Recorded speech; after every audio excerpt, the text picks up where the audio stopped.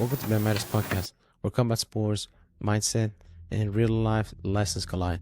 Hosted by Dervin and Nate, we dive into Jiu-Jitsu, wrestling, MMA, and the grind that shapes athletes inside and outside the mat.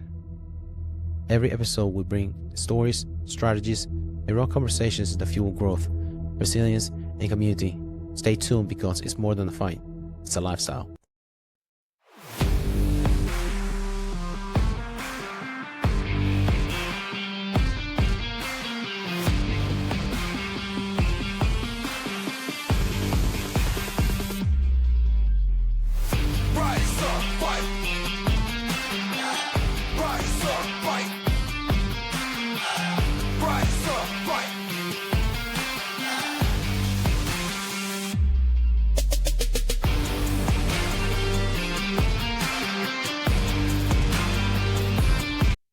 What's going on, everyone? Welcome back to the show.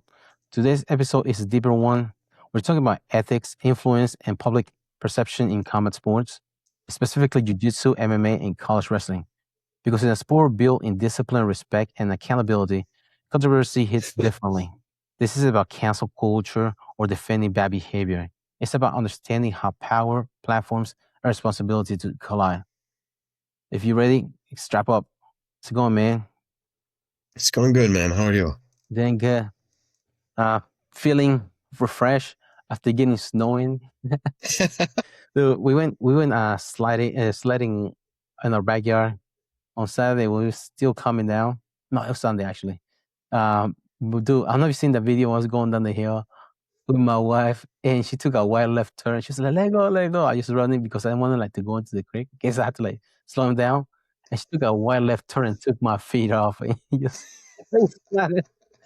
no. And our daughter, she was scared shitless because she was.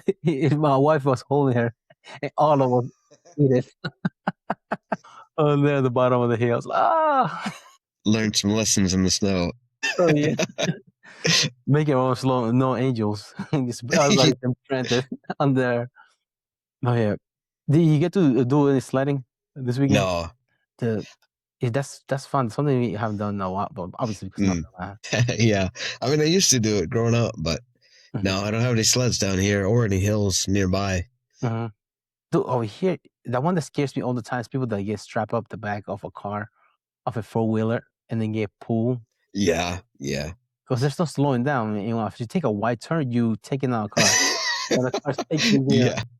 So, I seen one with these people that did it on a table. So I put the table upside down, and they were all sledding on the table. And the table just split everywhere. People used to do that. What's that? They hit a... Oh my gosh. Yeah, people used to do that in the parking lots at my college. I seen Wake Forest that they were doing that, and some of them, they brought their mattresses out there, sledding on the mattress. And I seen some other ones. This one was pretty cool. They had a GoPro, 360, but they brought their skis and snowboard, and they were going downhill through downtown in West Salem. Dang, that's cool. So I took it it looked like it was a good distance that they went. On the ski and on the snowboard. Dang. Yeah, that would be pretty cool. But how do you get back? Yeah, true. It's a long fucking way downhill. You have to go uphill. All that shit. Because there's no lift to get you up there. Right. But yeah, man, it was fun. It was not as scary as it was going to be. A lot of people were pissed because they probably bought generators. Yeah, didn't need that. Yeah, I told my wife we should probably go to get a generator to Home Depot or Lowe's. Yeah. Exactly. Yeah, I kind of feel like maybe this summer I'll pick up some stuff like that. Maybe a propane heater, stuff like that. Yeah. Because do you have problem with power going out? No. But I mean, it would be nice. It would be peace of mind if we had. Dude, I don't know, a couple of times that happened to us. One time it was a tree that fell off. Well, where we live, the power lines are on the ground, but the next tree where the lines come in to the neighborhood, they're above ground. And a tree fell and it pulled the power lines down and it took 3 poles out. That's how heavy the tree was. Really? Wow. So it took a while for them to get the power back on. And luckily we have gas logs. so it'll keep us warm during the cold. But we just have to get new ones when this cold because the old ones, it's the thermocouple went out. So we changed that. And it was still, so we thought we were going to change the valve, but it's actually the place where the thermocouple was put. It wasn't getting enough heat for it to. I give you juice so it can run. Yep. But we just changed in case because the thing is, this house is 26, no, 27 years old probably. So I don't know how long it is being in this house, and it's about to go out. So I had to get a new one. And we were doing laundry right before the storm, and the dryer went out. I was like, motherfucker. Yeah, of course. I guess we had to put the clothes next to the logs. Get a use out of them. Kind of like Yeah. Santa Claus when he dries his socks. Yeah. Just put it on the mantle so you can dry off the clothes on the clothes hanger. But that's always like the Murphy's Law, man. But back to our episode as far as what is poor controversy really? So, not every controversy is illegal, but many are ethical. For example, the difference between rule violations when you are rolling with somebody and they use a rule hold and they're supposed to use. For example, you do a drill, one person's supposed to stay down, the other one's supposed to try and pass guard, but both of them stand up, trying to go for takedowns, or trying to use leg locks in the gi, reaping knees, which is not really illegal, but within practice, but it is a unethical because you're trying to drill something, especially they're trying to rip your leg when you're drilling. It's not illegal, but it's shitty as far as controversial goes. Moral failures or those kind of things that you do. I don't know if that would be considered moral failures, but people that don't freaking wash their gi. It's not illegal, but it should definitely be assault. Yeah. Yeah. I mean, I can't imagine most of the people that do that, or I should say don't do that, are thinking about it. But yeah, no, that should be illegal. Not cutting your nails. That's what should be illegal. Yeah, true. Because you don't run with them, you see that big gouge right. Dude. Yeah. Which some gyms will, if they catch you with either of those things, a stinky gi or long nails, they'll kick you out. Oh yeah. Or send you home. Put it that way. Rightfully so. How about, I know Tony Blas brought that up as far as wearing shorts over your spats or short or tight. He will not let anybody roll just on spats. You have to wear shorts, especially if you're a man. It's not illegal. I mean, yeah, I don't know. That was definitely a grayer area for me. I mean, not that I do that, but I don't know. I could see. I know plenty of people that do. That's hard. Yeah, I think he wants to have at least 2 lines of clothing, a contact with somebody else's balls, somebody's face, bro. That's probably why. When you put it like that, it does. Yeah, that that clears things at up. Least two lines of clothing. Not to worry of getting caught in north south. Somebody. Yeah. Also, another thing was rash guard. Wearing rash guard under your gi. Some people they do it because some people have hairy ass chests. They go against them. A lot of females don't like that when they're going, even though they have more hair than men, long hair. But also another thing keeps skin infection to a minimum because your gi you're rubbing on your skin, it's more likely for you, more susceptible for you to get skin infection. Or if you have a rash guard, you have to worry about that getting your skin opening because you're wearing something to prevent that scratch of something. That's valid. Yeah. I can't remember. Do you remember those hemp geese? I don't know if they were really antibacterial. So they used to say about them. Yeah. I don't know if that was all true, but I mean, it sounded good. You know, the hemp geese. I think the bamboo as well. Yeah. Yeah. I don't know. I never saw the science behind them. They were outrageously expensive as far as I saw. Yeah. So I never bought one. That I don't know. It's like a burlap sap. Yeah, right. That's true. Hemp might be okay. The bamboo, I imagine was not. I don't know. It's hard to say. Yeah, it's not telling how flexible they are. Though. Also, like come back. Combat sports amplify controversy because athletes are seen as role models. You have seen certain instances of some athletes, they're good and they look at role models, but their some of their opinions don't really line up because this is just Mm, crazy. And some of them are really crazy. Was it Andrew Wilt? One day he was a lot of people used to look up to him. right. And then that was, yeah, that was, I felt like one of the more dramatic ones just because he gained a pretty big following and then snapped, like just came out saying some crazy stuff and obviously couldn't back any of it. But yeah, that was, it does make it more difficult. I mean, especially like for the gym that's going through that, he's a role model in the gym. He's a big figure bringing a lot of fame to a gym, and he snapped like that, and all of a sudden you almost have to like disown him.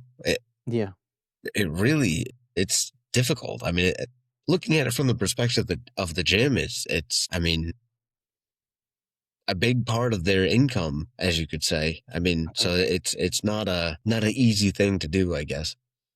yeah, because he was supposed to. How many of his instructional that he used to have? He was picking up a lot, but it's mental issues that he in his case. Yeah, yeah. I mean, that definitely came out. I mean, a genuine um, issues that, I mean, at least I didn't know he had Hmm. until things went off the deep end. Yeah, Uh, but yeah, I mean, it's a hard situation for sure. yeah, clinically insane. That's the difference than egomaniac. I mean, Right, egomaniac is on. It's not justifiable but understandable, right. but clinically, it's literally out of his hands. Yes, Like nobody to see until he was able to keep it on on the wraps for a right. while. And also, another thing, gym functions as families, like you said. So whenever they have to make that decision, it's really tough for letting him go Hmm. from the gym. The power dynamics are real. For example, coach and student versus students. For some coaches, they really care for their student. It's like maybe you shouldn't do this, but other ones just therefore take your money. As long as you're there Right. to pay them, they don't really care much and just stay in the gym. Hmm. And other power dynamics is promoter versus fighters. They just want to produce and produce and produce. And I don't care if you heard it's morally wrong because I don't care if you heard you. I need to promote you. You fight. If you not be able to do, I'm going to fire you and get somebody else to do it for me Right, right. because they believe in like prize fighters, just like dogs. Morally wrong. And also another thing is in combat sports, usually your reputation walks to a room before you do. How many times you have that instance? I was like, hey, this guy, somebody else, when they start Mm, rolling, they like talk like, yeah, this guy is terrible. He doesn't let go of leg locks. This guy is terrible. He doesn't believe that he's getting choked when he's getting neck crank. So many times you have that. Like, usually your reputation walks before you do. yeah, I mean that's for sure. Yeah, again, yeah, it's not necessarily. I don't know. Would you think it's the ethically and morally wrong things that typically walk in before everything Yeah, else? yeah, because you know the saying, bad news travel fast. That's true. So, for example, if I roll with somebody and I go hard when it's a competition night, I said, "Oh, this guy like to go hard and slam you down." I was like, "Dude, it's a competition night." But if you Mm, go a different night drilling and we go over things, we give feedback back and forth. That's you understand it's a different mindset compared to right. competition night 2 weeks. I mean, 2 days before competition or the week of competition. That's Yeah. different pace and different person that you be rolling with. Yep. So it just depends. It's just kind of perspective or of a person that gets from you. But because sometimes you see that happen.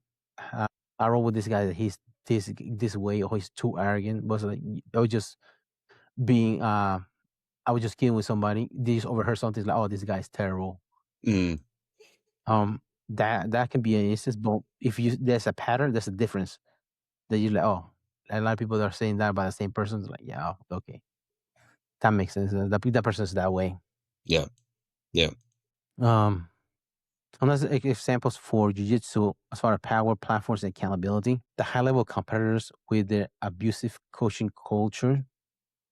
Um, how many times you seen some coaches that they just go hard for no reason, just push and push and go hard? You talking like the coaches that you see that go really hard and like because they're going against somebody good and they don't want to lose? No, no, just coaching, they just coach their students really like hard, like, oh, you have to Mm, power through this, you have to do this. But meanwhile, you tell them what to do as far as intensity wise, but not technically wise. Or certain way abusive coaching cultures just slapping you whenever you go out there. And you're like, dude, what the fuck you do? You slapping me, man, I'll slap you right back, man. You try to get me to get my first match out before I go out there for my first match. There's no way to yeah. do it because that's kind of like abusive coaching to a certain extent. But if you're Mm. like you have that dynamic with your coach chemistry, understandable. I've seen one. This coach, he was a UFC girl that was fighting, and Tate was the cut man. It's a big black guy in the UFC. He was in the Ultimate Fighter, but whenever this coach went out there with his the female athlete, he just slapped her in the face. He just like he just flinched. Like, what the fuck? You laughing? Oh, no. He was just looking around. Like, what the fuck is this? Did you just do that? Yeah, we were national TV. But that's like a music question, but it depends of who you. Some people they are okay with that. Allegations of misconduct. With competitors, we have that a couple those examples happened recently, like J Rod. That happened. Was that around August? Whenever CGI 2 was going on, or right before that, Was because it that he recent? was in the B team before then. Right. I thought it was even farther back than that. Yeah, Maybe I'm wrong, but yeah. yeah.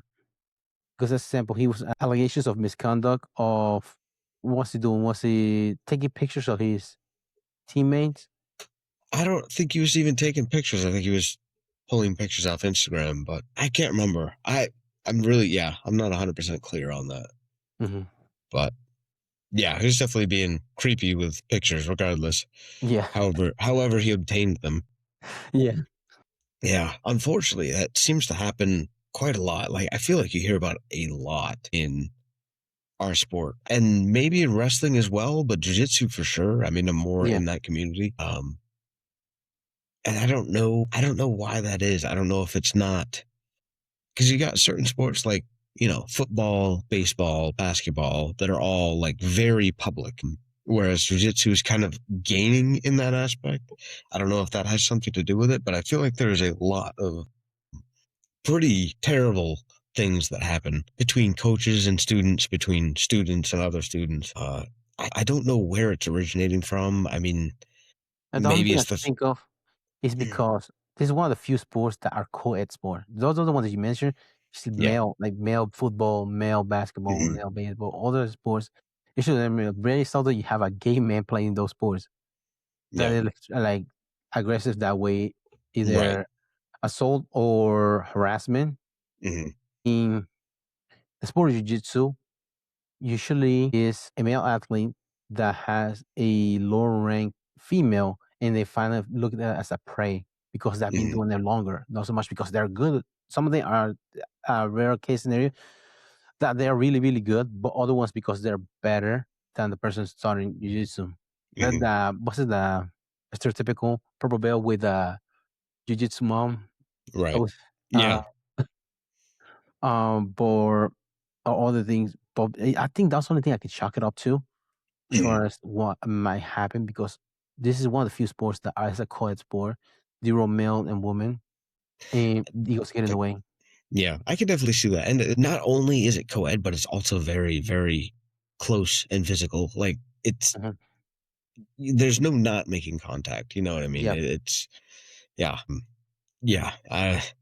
Unfortunately, and that seems to be seems to propagate a lot of issues Mhm. that you see. Some very famous people getting caught up in that, and I mean many, many smaller gyms that I've heard of throughout the years having those issues. Yeah. But you will hope that in high because of the sport itself, usually sports that's pure that's seen as pure. So usually people that have egos and those kind of faults that as personality traits, they should be weed out the higher the experience and the higher echelon on within the sport. You'll Yeah, think you weed out, but it doesn't seem that way. They want no, to compartmentalize. And also, they're not just in egomaniac. psychopaths too, to a certain Mhm, extent, to be able to compartmentalize both sides, be able to be good at the sport, and also at the same time being an egomaniac like that. yeah. And I think, I don't know, I think something that plays into it, it shouldn't, but I think something that does is, I think you brought it up earlier, the really good guys that are, the stars of a gym. I'm afraid that that can make people overlook certain issues that that person is causing. And you see, like the good gyms, like B Team came out, like, as far as I know, as soon as they heard, they came out and they said, "Hey, this guy's no longer a part of our team. Hmm. We do not support any of that, any of the things that were going on." Like, to me, that is the only way to handle that.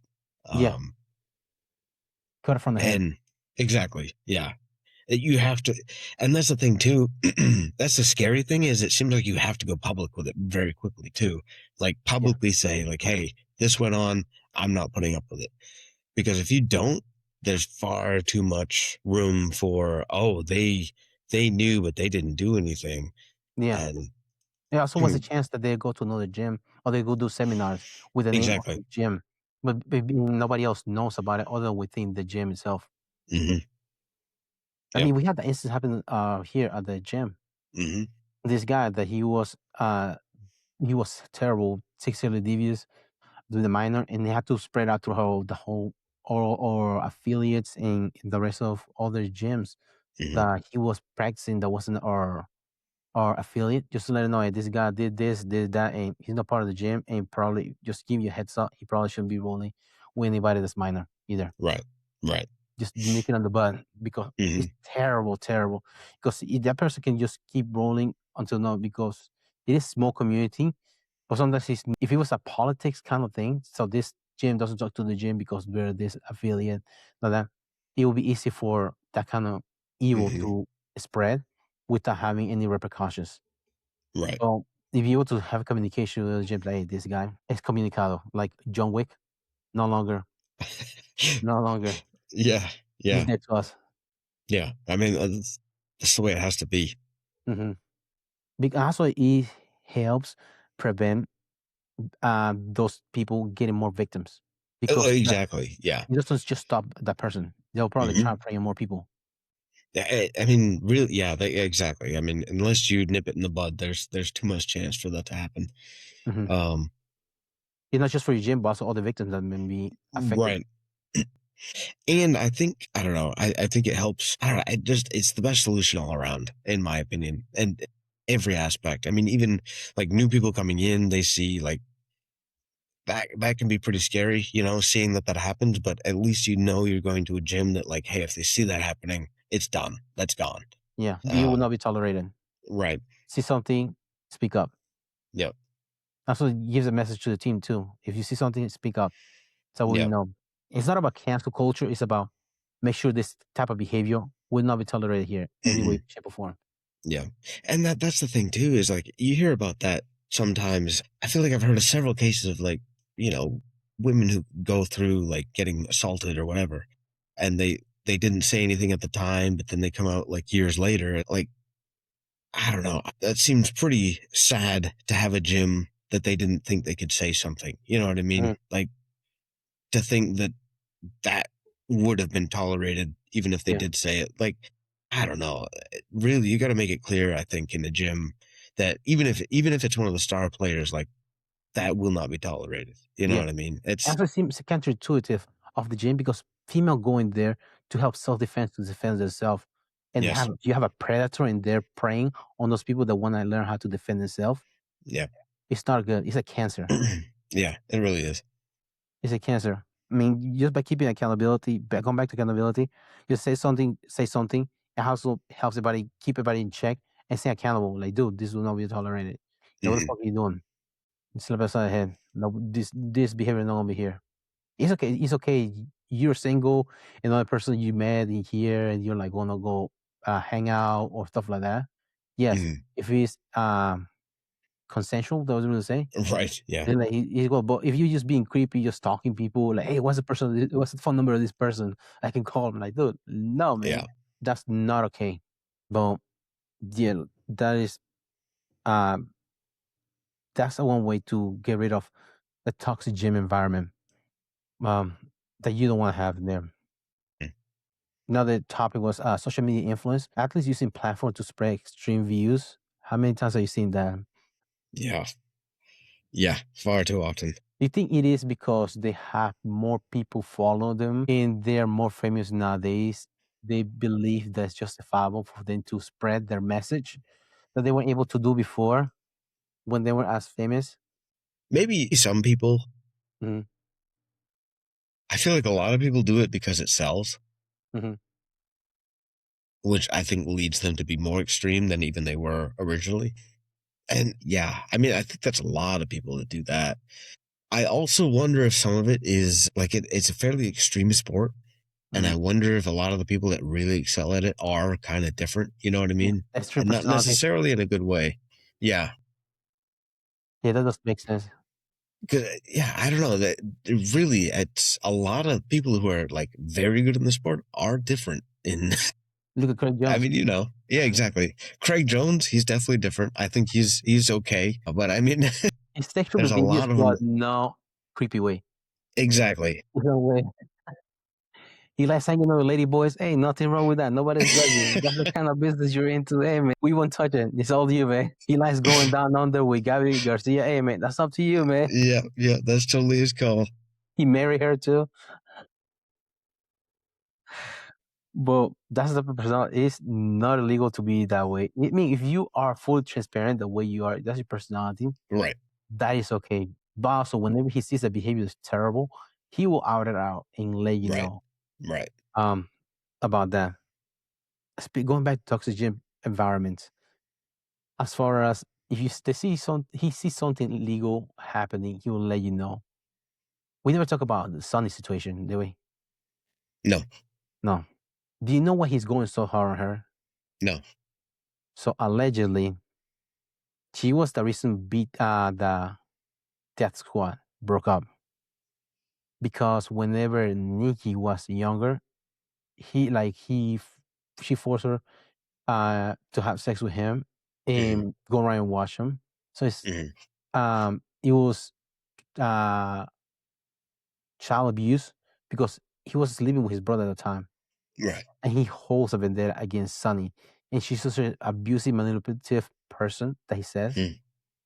that now that all the things are falling off, now that she's no longer with Gordon and she fell out of grace from the Jiu-Jitsu community, she got caught and he's spreading out her body cameras and what she said about how terrible person is just to show how terrible she is, just to expose all that, just to go hard on Hmm. her because she's a terrible person.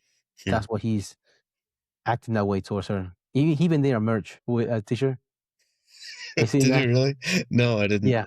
I say, "Why, like, where are you going so far?" Because I'm going to fucking train jujitsu. I think that's what it said. That t-shirt, which is crazy because now Sonny's wearing that t-shirt.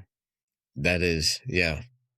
It's So much she's kind of, not, yeah, I think she's doing a reverse Uno car, I guess, to a certain extent, probably. Yeah. to stay relevant. But that personality is not good. She wasn't willing to do a breathalyzer and she wanted to do a blood test when she got arrested. I mean, she was Hmm. arrested for reckless driving. I can't remember how fast she was going. I think it was like 85 or 100 miles per hour in the Porsche that she had. Yeah. She had a gun with her, so she's doing criminal activity with a weapon. And that was twice that she got arrested for DWI. Yeah. She wasn't willing to do a blood test for her alcohol concentration because she's afraid of needles, but she was a bodybuilder. I'm pretty sure she used to needle anyway. She been there. Yeah. Yeah. Let me see your trash can. Why is there so many needles? Are you diabetic or something? Get insulin shot? But that's what as far as toxic gym environment that she had spread. Well, when they went to Puerto Rico and all those things that happened made them split up. And now Gordon is with another girl, but he has not said one thing about her, Nope. Nope. That's the truth. which is kind of comical for somebody that has a lot of stream views and a lot to say, a lot of A rants. lot to say. Yeah. No, So much.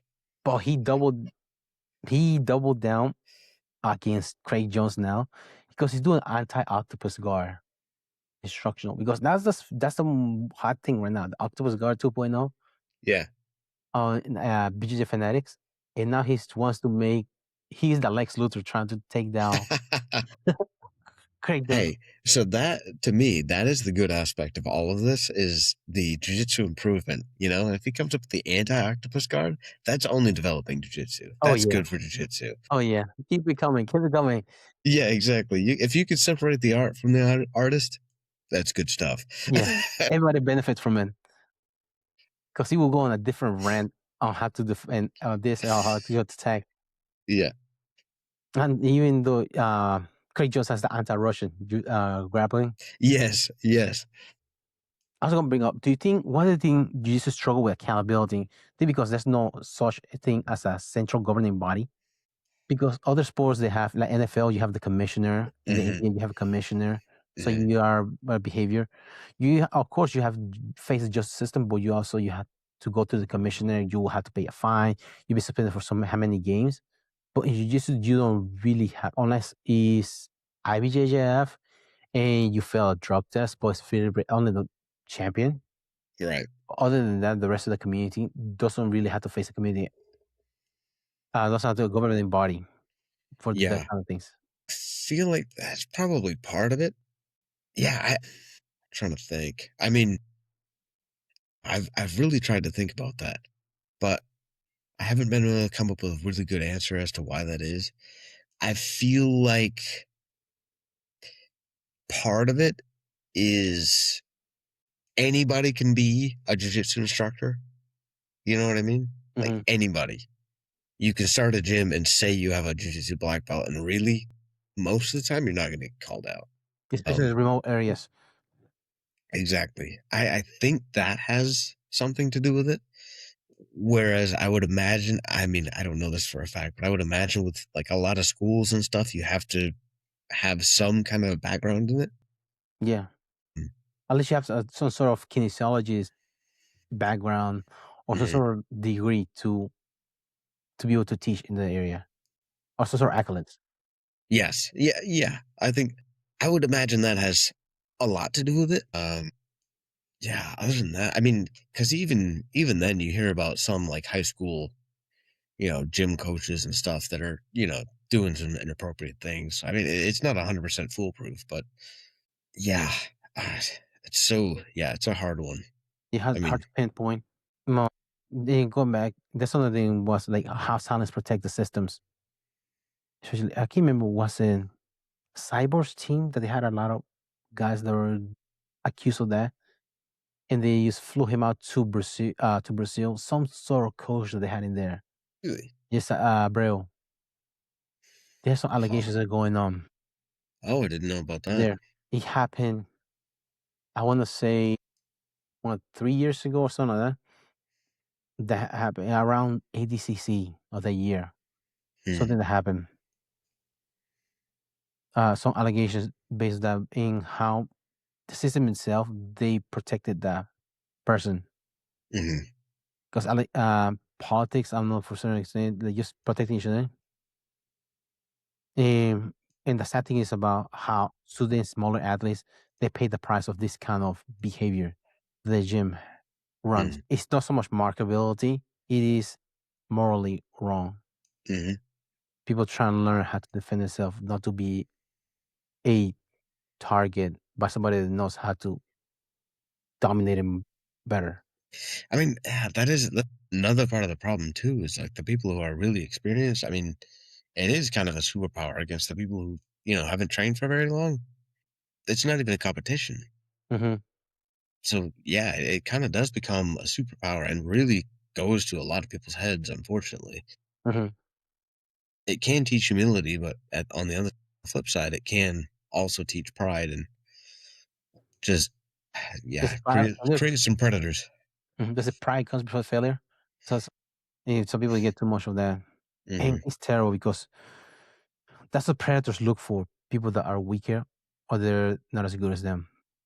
Is that the reason why every gym should have at least one man enforcer to keep everybody on check, even I within mean, the I feel like that is a good thing. I feel like it's a useful thing, um, because really you do. I mean, as much as, people like to say, strength doesn't matter or size doesn't matter, it does. Hmm. Um, there's a point where, you can get really good as a small person and beat the really big people. It does happen. It Hmm. can, but it takes a lot. It takes a big skill difference. So yeah, I think it is useful to have the Mat enforcers. Somebody just watching out for, the people who are less capable Hmm. and keeping the ones who maybe are just more. A lot of times it's just the athletic people that you have to keep in line more than Hmm. anything. This past Um, like coming there, but not only like people that are new, but also the people that have been there long. mhm. Step out of line. That yeah, you have to get Yes. in check too. Hmm. Everybody can't get in, especially you misbehaving. Yeah, I mean, calm, tune it down. Step to the sideline, man. It's turned out with this guy. He's new. He doesn't know. Let's tone it down. But if Yeah. they're just not doing just to one person, they're doing to like more than one person in there, just ragdolling girls, slamming and stuff like that. Yeah. Hey, that's not gonna be tolerated. Right. Now Yeah. I'm going to mop the pad with you, and we put 15 minutes in there, and that's we don't leaving the gym until the time is up. For the next 5 minutes, I'm going to mop these mats with you. Trying not to scratch the mats. Yeah. Though. But it's funny because that really, there's obviously a balance. You don't want to overdo it. But Mhm. to a point, to a lot of people, that is a huge, like, eye opening experience to them, because they're dominating people. They think they're doing so good. And then they get absolutely wrecked. And it seems to actually put it in perspective for a lot of people.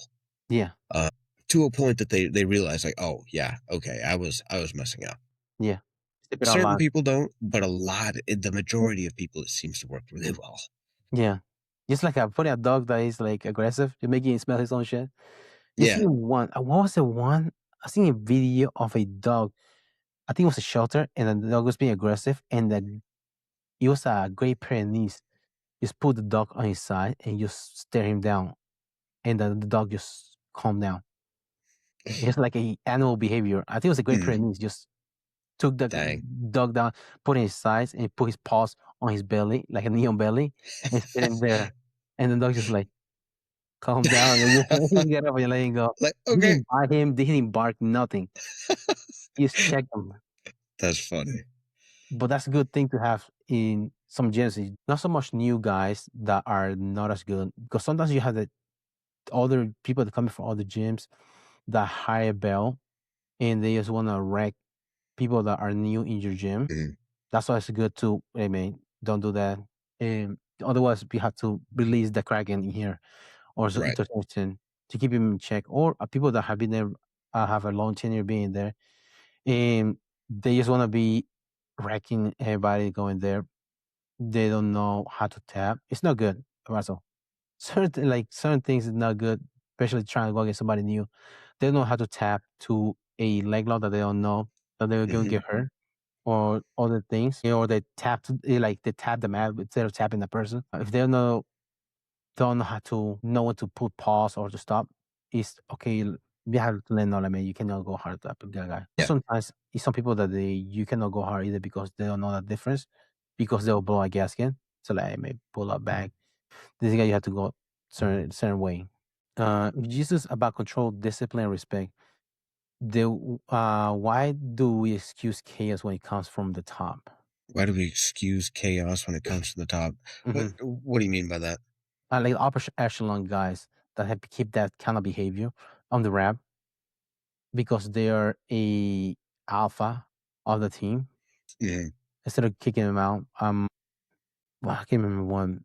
I was gonna say Dylan Dennis, but he wasn't. Like, I don't think he got kicked out was more because of his ego than what he was, his personality. But the guy that was in the gym, he was considered a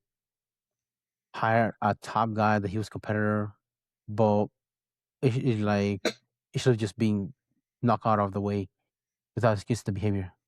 I mean, I I think as humans we tend to, put a halo around people who are, at the top, I guess you could say. It seems easier to excuse issues from somebody who's, good at what they're doing. That's what it seems like to me. Mhm, It shouldn't be the case, but I think it is a lot of the time. Maybe there's an aspect of because, like, the high level people that are doing that, and maybe people below them see, that they're doing some bad stuff. But if I tell on them, I'm not going to be able to learn from them anymore, right? So maybe there's that aspect. I mhm. don't know, but it's so Um, hard to say. I was gonna say, um, I've read this book, Malcolm Gladwell. It was about Malcolm Gladwell. It's called "Talking with People." And one of the chapters talks about how judges they are terrible, how humans are terrible at judging because we default to positive. Hmm. And they did analysis of different cases. They did a computer analyze the behavior of this person, how much like guilty or not, how much they should get compared to judges. According to the judges, I think they fell like 40% of they scored like a 40% a test. Mm. Another one was the CIA. They were doing a in Central America. They were doing some intelligence on Cuba. They had a leak in which these guys that they were flying over Cuba, they got shot down by the Cuban military, but they don't know how it happened, how the information went out when they're flying over.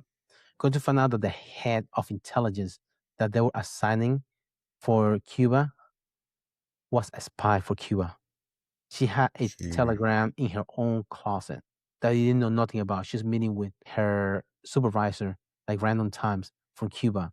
And then the CIA didn't know nothing about her. And because we would default out, we just excuse like, well, she did this, did that. For example, when that happened, she left early. She was in the weekend and she left early when the flights got shut down. But they were saying, oh, she left early because she doesn't eat food from the cafeteria. She had a long day. That's probably why. But she was actually meeting Mm. with the person that she was supposed to be from the Cuban government to let him know about the information, what was going on, the flight Wow. information. But even within the government, they didn't know that we just default to positive. That might be a fall within. We kind of what you hear, benefit of a doubt. Hmm. So when in doubt, usually we default to giving the benefit. Hmm. To a certain extent that people don't deserve that because they're terrible. But as a human nature, we just default to that. Yeah, I mean, it is really crazy what people can justify when when they get a chance. Mhm. Especially with build a relationship with somebody. Hmm. How many times like, oh, this person is behaving this way, he's like, but this person is better on this way. He just maybe he's had a bad time. Right. So when somebody shows you the true colors, believe them. You hear that? When somebody shows you their true colors, believe them. The real personality, believe them. Yeah, that makes sense. Because, for example, you know somebody that you hang around for a while, you kind of consider them as friend, but when you go in, they treat waiters and waiters like shit, Yeah. uh, like waiter staff or people that work for tips to treat them like crap. That you're like, ah, yeah, Mm. that's not good. That's not Right. good trait to have. But that's probably what I was thinking of. Just maybe just default to nice. That's would be they Hmm. fell through the cracks and they have so many interactions with different people. So usually because also we interact in the gym when it comes to class, 3 minutes, 5 minutes at a time for roll pits. It's not much talking whenever we're rolling if you're going hard. So not really you can see their traits, personality on the, outside the mats. And some people are the and we also in being a sport that we have different personalities. I mean, you have a freaking high roller, there is a freaking pothead. You have a cop. You have a scientist. You have all kinds of people. The accountant, the father of three. The different stereotypic. That you have the weekend warrior, the old high school wrestler. They have all kinds of personality that you mix up. And do you have much interaction afterwards?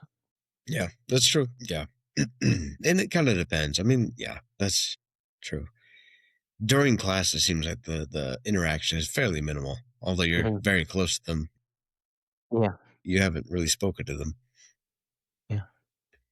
You only Um, see certain traits maybe when you go hard. Like, oh yeah, I'm gonna break this person because they're getting closer, or you. That's the only thing, right. but it's not really personality. personality wise. It's just like some people that will quit. I understand during the role, Mhm. but it's not really a transparent personality trait of their behavior. If they're a terrible person or not. It's not Yeah. just it's a fallacy within their will. That's the only thing you get tested Mhm. doing roles. It's not their whether morally right or wrong. That's Yeah. probably what's harder to read. And I mean, you definitely develop a respect for a lot of the people you roll with because they're like they're good. They put things together well. They have a well thought out game, or they're just athletic. They've Mhm. competed against you in some way, so that develops respect as well.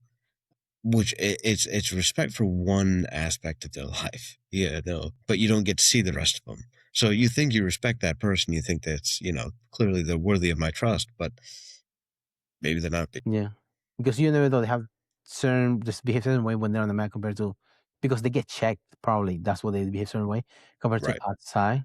That's true as well. True colors are because you see they have great attitude. They're open minded. They're willing to be a good teammate to roll, go different drills, and all these kind of things. But once you get on the mat, you don't get checked a lot. They Mhm. because let's be honest, a lower percentage of people do practice jujitsu.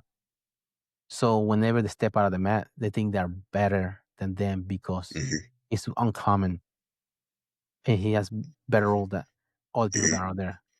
So that probably might be another factor. And if you're able to compartmentalize as an egomaniac or psychopath that they usually do, that's probably, for example, I can't remember his name, Koklinski, the Iceman. Have you heard that? It's a serial killer. Yes, yes. He had a regular life. He had a Right. wife and a daughter, and they knew nothing about him being a serial killer. That's the That personality traits. Yeah. It's crazy, yeah. Mhm. It's really crazy. You start thinking about that, it's like, dang, how little do you know the people around you? Yeah, But especially when you did trust, boy. right. It is big because you have to trust them, able to for them to let you go whenever you tap to a choke.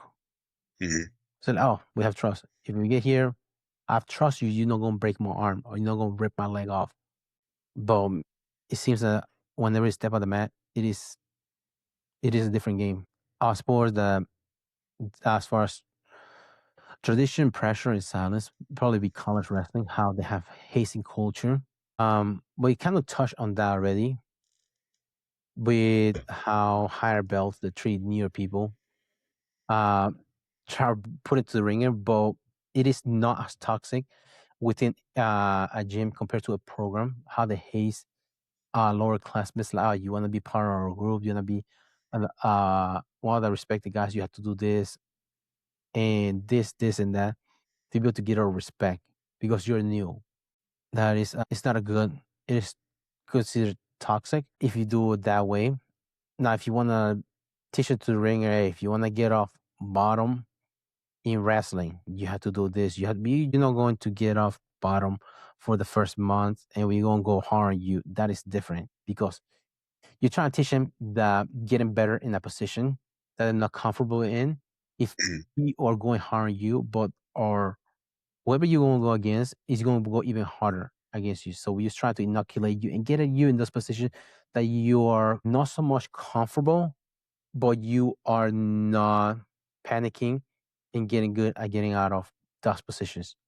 You're doing them not to be mean, but to let them know, hey, I want you want to get better. This is the worst case scenario that you're gonna be in, but you're gonna get rolled out really hard. But just to let you know, I'm doing this because want you to get out of the worst position ever. If you're able to get out of this position, you'll do well. But Mhm. that's understandable. You're like put into the ringer, and you have to build them up after every practice, just to let them know, just a reminder. Hey, man, we went hard today, but the reason we're doing this is because you want to get better. That's why. Mhm. But if you're making them do, for example, the hazing part, just making them do stupid shit just for the fuck of it, make him like shave their eyebrows or some shit like that. Like, what were you Right. trying to teach them there? Yeah. Their commitment to the team or some shit like that doesn't make any fucking sense. Yeah, I mean, I think it gets mistaken quite a bit, I think. There definitely is a constructive some people yeah, and that's the thing, like, I agree with what you're saying. I don't think I wouldn't consider training somebody hard hazing, but I feel like there can be because that true. perspective. Yeah, exactly. It can be construed as hazing when a lot of the time, especially for new people who are not used to it, it's especially hard and they can't see the end. They can't see why, why are they causing me this pain? It's to help you learn. If you can make it through that, then you're good. Whereas, yeah, I think that's a pretty good way to look at it. Like hazing was causing like pain or humiliation without any gain. There's no benefit to the person who's going through that. Yeah, really, that's quite a good way to look at it. The way Hmm. you're putting it. Yeah, you see that other organizations too, like within the military, lack of sleep and this and that. They try to train them to not Hmm. let him to be in the field because in here it's a controlled environment. Same thing whenever you in practice, you're in a controlled environment. Hmm. If you get uncomfortable in this situation, we will not throw you through the wall or anything, do irrational that way. Hmm. I'm trying to get you comfortable in a bad position. For any athlete, male or female, that's one of the main things you want to teach women when start first, being good on their guard because that's the worst position they can get in when it comes to Hmm. an attacker from their guard. If they're able to be active, sweeps or attacks from there, you will do pretty well. Especially a smaller person. How many people have nasty guard? They're hard to pass their guard when Right. they're smaller. Yeah. Well, and yeah, I mean that kind of falls into place with a smaller person because you're not gonna have a choice, really. If somebody big comes at you, that's where you're going to end up Yeah, 90% of the time. yeah, So yeah, you got to develop a good game there. yeah. It also helps in their confidence as well. Because you Hmm. know that you're gonna get taken down, but it's gonna be they're going into your game if you get taken down Hmm. and you're comfortable being in there. Um, as long as they don't pass your guard, and if as long as you have a great guard, you have worry about them scoring or submitting you from there. Very seldom Yep. you see people submitting somebody from your guard. Inside the guard. Yeah. And then that going back again to as far as new athletes, the young athletes, they're afraid to speak out because they're part of a program. And that's what terrible mentality is. That's how it's always been done. That's a terrible, terrible mentality to do things, covering up for the sake of winning. One example I can think of, I know Hikaru Toroshi. He was a 4-time national champion. He came back to Penn State for a fifth, and there's some allegations between him sexual harassing his teammates. And then whenever the teammate went to the coaches about it, he was stealing the athletes' like shoes, all the stuff like from his locker. He was breaking his Mhm. locker and just being terrible, but because he was going to be a one-on-one 5-time national champion, he was never like pressed. Like they didn't have any charges of that. Hmm. And whenever the cops came looking for him, he never talked to the cops about anything about the statements. And so there was never like report filed Hmm. against him because he's a winner. That's what he was. Seems like they swept under the rug, which is terrible to do. You cannot excuse winning for terrible behavior. Young athletes are afraid to speak within the college, especially your tuition is being paid by being part of the team. It's true as well. That's your income. Yeah, I didn't even think about that aspect, but yeah, that I mean that would be a huge factor for a lot of people. Hmm. You Buying, just put up with it, you grit your teeth and get through it so that, you get your college paid for.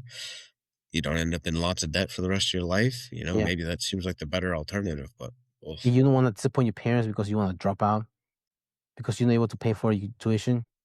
Well, we tell kids wrestling builds character, but character is built by suffering in silence. Will you say that? Character is built by suffering in silence. No. We tell kids that wrestling builds character, but character isn't built by suffering in silence. That's the difference. Oh, yeah, yeah, yeah. Yeah. That's not Right. really building character. Hmm. That's just suffering. And it's Yeah. unnecessary suffering. Because of course the sport itself, there will be suffering done. Yeah. But suffering in silence for terrible behavior is not an excuse. Another thing was why fans matter more than you think is as far as within the MMA community. How fans they I want to say negatively affect or reward those kind of behaviors because people that behave terrible, that are trash talker, that they do some things outside the cage. It's a lot of things that they do, but people pay by views and subscription to certain um streaming network or buy tickets just to see the people getting beat up, but they're rewarding that terrible behavior to a certain extent because promoters they tabulate the value of a fighter or athlete based off views, ticket sales, subscription, pay-per-view views anymore, but those kind of things, that's how they see it. And the more the promoters see that, the more money is going towards the athlete. Yeah. Yeah. That's true. That definitely, yeah, that's creates a big, uh, yeah, I mean, controversy sells, right? Yeah. There's no bad thing as bad reputation. No Right. bad press. I think it was a goal. Yeah. Yeah. You definitely see that in a lot of, uh, questionable people coming to fame these days. Yeah. Yeah. Especially like you've seen we talked before about the example of Colby Covington. He was a good fighter. He was not losing. He was winning by decision. But he changed his personality. He just being a braggadocious fighter, doing the wrestling promos, cheap suits, trash talking everybody, talking about their religion or their culture. And he just blew up and he got more main events because everybody wanna see him either win Hmm. or get beat. And going back to the thing that you said about how their personality that they talk before when we talk about how their personality is because they're more when they become more famous, they are able to get hit more people. But it does make sense what you said because usually whenever you have a program, you wanna find your niche, your group of people. But the more you talk, you find your people, you find your target audience. The more you lean into it, the more people that you get that agree with you. And now, the more famous you get, the more people that subscribe to those ideas. Yeah. And I think seeing other people subscribe to those ideas probably just, reinforces the idea. Like Andrew Tate, for example, Yeah. Yeah. Exactly. Gosh. he blew up. Yeah. It's really, yeah. I mean, he's a pretty extreme case, in my opinion. And Hmm. there's some things that he says that have, that's the thing too, is I feel like part of his thing is that he has like, in my opinion, truth woven into what he says, but then so many things he says are just absolute crap, Hmm. But he's got some truth and some that's clearly not, to me anyway. Hmm. And I think that makes it much more convincing to people. Yeah, it's kind of he subscribed to the ideas of a certain niche, and he does like the things that he said is not really what he says, how he says it and address it. Hmm. That's like, it's not so much cringy, boys. It feels terrible. Like, who talks like that Right. just because he wants to sound like the alpha? Yeah. An alpha Yeah. doesn't say that he's alpha. People will say about him, no, you don't call yourself alpha. That's the thing. I feel like really, if you have to call yourself that, you're probably not. Yeah. And yeah, there's so many things he's done. And that's the thing too. I feel like that's part of the unfortunate thing, kind of getting on a tangent, but like some of his ideas around being an alpha, a lot of what he demonstrates as being alpha isn't at all. It's just being controversial. It's just Hmm. being ready to like fight or attack people doesn't make you alpha. Hmm. You know, standing on your business, sure, but literally just attacking people, that's not. Yeah. I don't know. It reeks like a weakness. It's not so Right. the opposite of confidence. Exactly. Because you don't, if you're somebody that's alpha or um, you don't talk down to people. Mhm. That's the difference. Talking down to people that are doing. not doing as well as you, it's not good. Yeah, that's the thing. Confidence really, if you're confident, you don't gotta tear other people down below you to take people to a position that they are below you. Mhm. You're confident where you're at, regardless of how other people are, you Yeah. know. And also, if you are alpha, you have the confidence. Those that are below you, you wanna build them up and get up Right. to you because, well, the weakest link, you're strong as your weakest link, so you wanna build everybody around you as good as you, and then Hmm. cream rises to the top. I'm good at this. I'm gonna get people to be good at this position or this submission, so I can get better at this or transition to something better. Hmm. It's not about me defending my dominance of something. I just wanna help people get better. Most of the time, I want people to get better than me. There's people like, "Hey, yeah, within 2 years, I'll be able to be you." Like, I hope so, because Hmm. both of us will be wasting our time if you're not getting better than me. So, so it is good to help people get better Hmm. and help their confidence things, because that's what you want. You're a family. You have younger siblings. You want your younger siblings to get better, be better than you. You want your kids to do better than you as well. And same thing Yep. applies in the gym. And the only reason I'm better than you is not that I'm better than you, is that I'm able to get better positions and more awareness because I've done it longer than you. But the Right. more you do this, the more you be able to.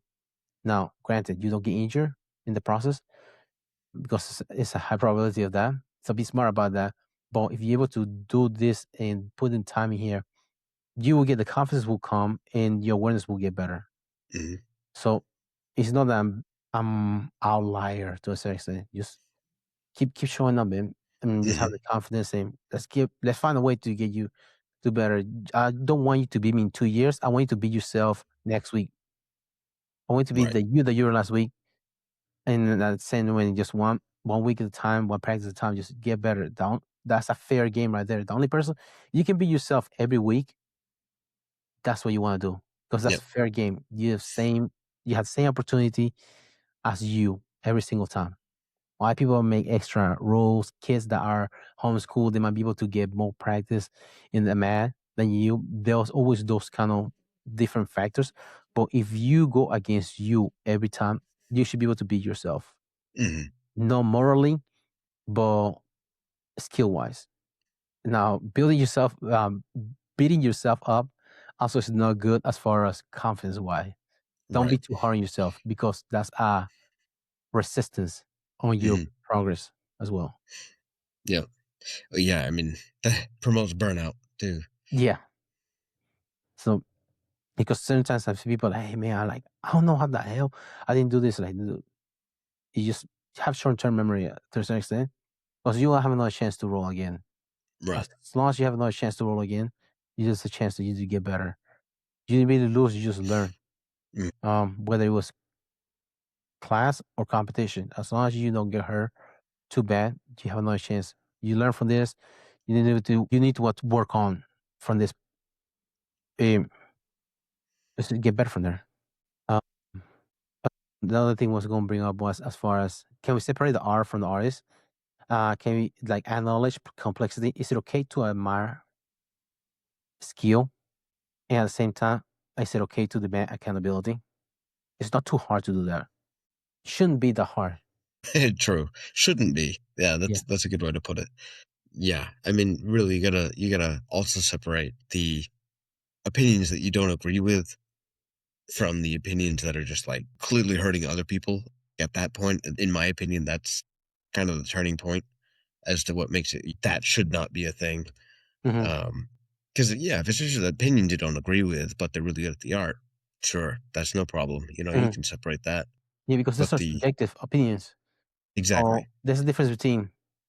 Oh, um, there's a difference between indifference of opinion to difference of behavior because yeah, opinions is subjective, but uh, difference of behavioral wise opinion of act a certain way. Like that's not good. right, You have yep, to separate those. It's not that much of a thin line to do that. right. Yeah, I think that's a way to clarify. You know, is it hurting other people? Yes. Okay, probably an issue. Yeah. And this difference between growth versus consequences. Do you agree that accountability doesn't mean that someone is beyond redemption? For sure. Yeah, for some things. Hmm. I mean, that's kind of the thing too, is like a lot of times if you nip these things in the bud, I think that may also be part of the problem is if somebody's like good and up and coming and they have these issues that are like kind of a minor thing, but it just never gets addressed and then it Hmm. becomes a major thing. I think, the unfortunate thing is it probably could have been addressed early and Hmm. wouldn't be a major problem. Yeah, because sometimes everybody gets a bad day. Everybody has a Right. bad day. They come in the wrong Right. mind. You can get injured, or you have a shitty role. You have a shitty attitude, which you don't want to bring into the gym. Right. Because it's spread out like wildfire. But as far as redemption, there's one little step that, in order for you to go on the road to redemption, it requires ownership. If the person is not willing Very true. to have ownership of that type of behavior and willing Mhm. to address it and correct it, it's kind of like pointless because there's no accountability in there. We agree that accountability doesn't destroy combat sport; it strengthens them because we are able to not so much behavior wise, but accountability. Like, hey man, you got a shit. You need to work on this. If we able to do that, be able to talk that way to each other, we should be able to talk the same way about behavior wise. Mm. It's like, man, this do you what you did there wasn't right. Like, I had to like correct it or something. Like, let's pull it to the side. I had to like private conversation, or the way you treated somebody like wasn't cool, man. And but yeah, it does help. Accountability is good on the mat or in life as well. Do you have? I don't have anything else. Yeah. Combat sports don't need to be perfect, but they do need to be honest. If you want these disciplines to truly shape better people, then ethics, influence, and accountability can be optional. They have to be part of the conversation on the mat, in the cage, and in the stands. If this episode made you uncomfortable, that's probably a good thing. Thanks for tuning in to the Mad Matters podcast. Don't forget to subscribe and follow us on Spotify, Apple Podcasts, iHeartRadio, Amazon Music, and YouTube so you never miss an episode. Drop us a review, share with your training partners, and keep rolling on and off the mat. Until next time, keep fighting, keep learning, keep growing.